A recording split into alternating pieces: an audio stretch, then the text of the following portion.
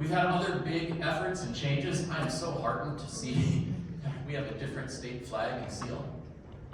The previous one had a native riding off into the sunset and a white farmer staring him down with an axe in the stump and a gun, symbols of deforestation and violence, with a caption that said, "L'Étoile de Nord," the star of the north.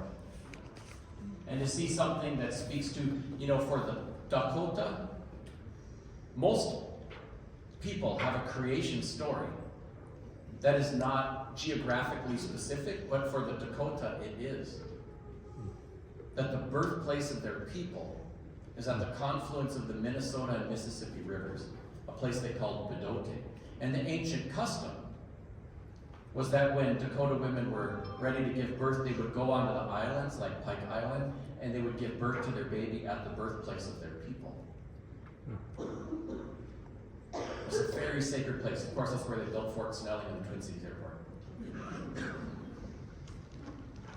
There's a lot to unpack on the history lessons, but to center this, to talk about the Dakota narrative, Minnesota, Makoche, and every kid in America, every kid in Minnesota has to learn about our state flag and seal, and it provides an opportunity to give them an educational experience different from the one that I have, that sees themselves within the educational narrative.